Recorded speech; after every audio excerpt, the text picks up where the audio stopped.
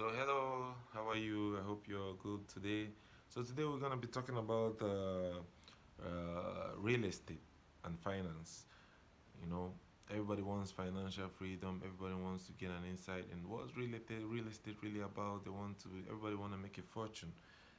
You know, so I want to say, real estate has been basically went with fifth migration, five steps of migration. The first step of migration, this started after World War II. This was about 1939 to 1945. After World War II, the veterans, they came back. That's the troops that fought in the World War. They came back to the US. They actually wanted homes because there was nowhere to stay for them. So for the US government to be able to help them, they started this mortgage system. So this mortgage system of the ways of owning properties through mortgage. This is your maybe like a three-bedroom bungalow is spaced, or four-bedroom is spaced between a space of 30 years, and you pay up slowly as you work. It was initially started. This program was started by the U.S. Senate for the veterans so that they could own properties. You understand? The legislators then made this decision, and that's how the mortgage system started. Then the second step of migration was the Europeans, Italians, Spanish. A lot of Europeans, they had to move to the US. So, and that's the second step on migration. Real estate migration started there. Then number three, it was Europeans, Asians, Arabs. They all moved to California and the New York City. This was basically where they were staying initially when their foot first came in the set their foot in the U.S. soil. Then after this, then the fourth migration, they started because of better infrastructure, and some people, they were staying in New York City and California, and then they started moving inwards into other states, into the inside United States. This we are talking about states like Atlanta, Michigan, Louisiana. Like inwards, cities that are inwards. So they started moving inwards. After that, migration. Then the fifth migration is where we are actually today. People are migrating because of work. They want better opportunities. They want to work and earn a living. The fifth migration is also an effect that is driving up properties right now all over the globe. You understand? Let's use a case study example in the United States. An apartment in New York City goes up to $2,000 a month. We're talking about two-bedroom condo, two-bedroom flat, two-bedroom studio, three-bedroom studio, even a studio. It's up to like a $1,000.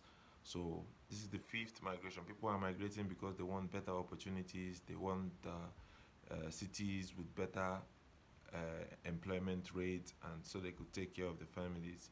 It's just like saying, for instance, example, if you create in a new city 400,000 professional jobs, you in the nearest future, that 400,000 professional jobs is going to give you a ripple effect. The ripple effect is that there are going to be a lot of service jobs, like people working in cafeteria, restaurants, personal assistants, people who fuel the car, people who mechanics, grocery stores, attendants, cashiers, whatever.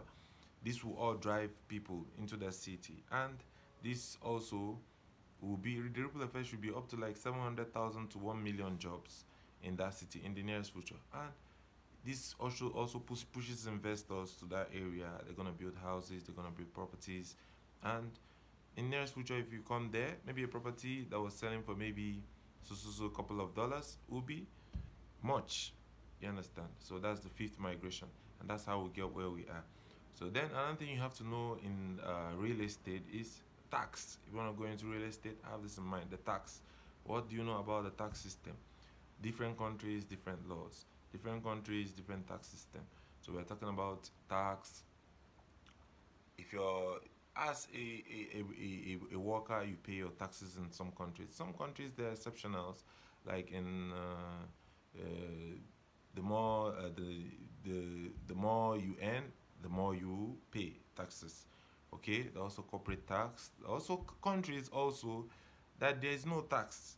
We're talking about countries like UAE, Qatar, Saudi Arabia, Bahrain, Omani, basically GCC countries. There's tax exemption in all those countries. And but in the US, Canada, the UK, France, you must pay tax. You earn money, you pay tax. So even you pay property tax. So this you have to put in mind and study the law of the country you in which you are working to know what's good for you. You understand? So this is basically what you have to know. Then in real estate, then next step for new people in real estate, you have to know what are the types of properties and homes in the area in which you stay. You understand?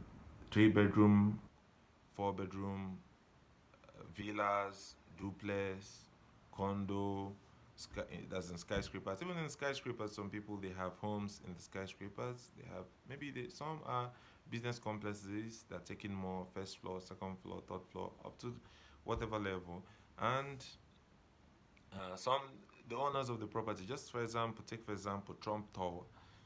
Trump Tower, I think, is in New York City, and he owns actually he reserved a portion of the property for himself. He was living there for quite some time.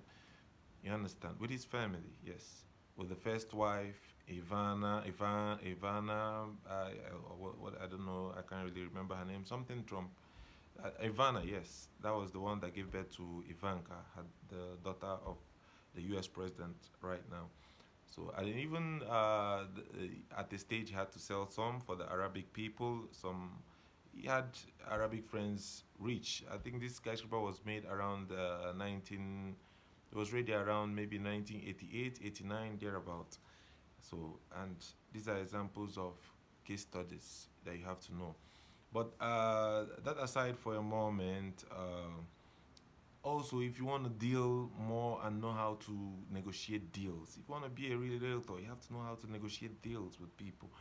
You know, if you are working in a city like Dubai, or you're working even New York City, you're working with the sharpest, brightest, you know, most vicious people in the world in the industry, and you don't expect less. They're also tough, you know. So and yeah, you can't negotiate deals if you don't know what you are doing. You have to know the market. You have to be an expert.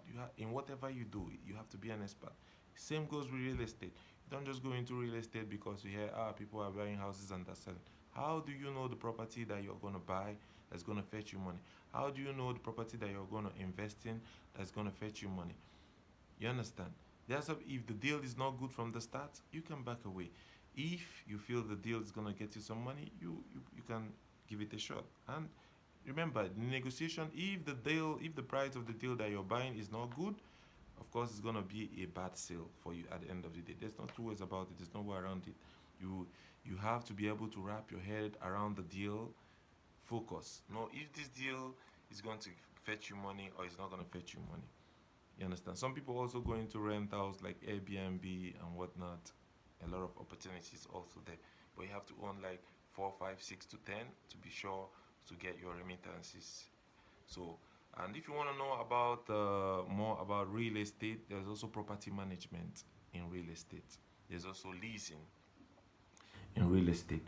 There's also so basically real estate. You have if you want to go into developer or buying and selling, you have to have a lot of you have to engage yourself maybe in some other work. Maybe you work in restaurants or you own shisha bar or you just have to raise money. Shisha or coffee place, you have to raise money to join real estate.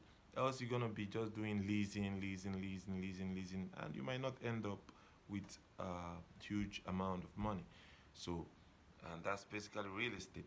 So I think this is basic financial literacy in real estate. If you wanna do developments, also know do strategic developments. You don't just do developments in a place. For example, take for example, you put a house or a hostel near a company. You're sure you're gonna get money. If put that's if it's a Fortune 500 company, you're sure you're getting money.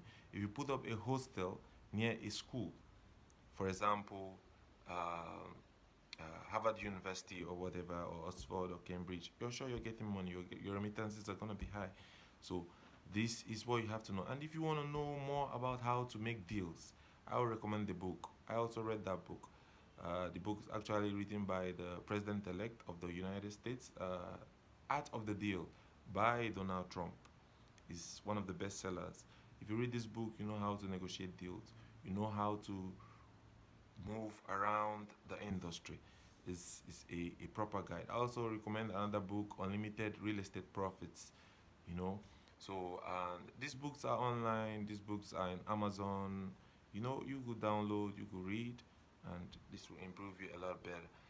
Okay, for people in who are geographically located in quote third world countries or global south, that's the ones who control much of the economy, maybe by some percentage.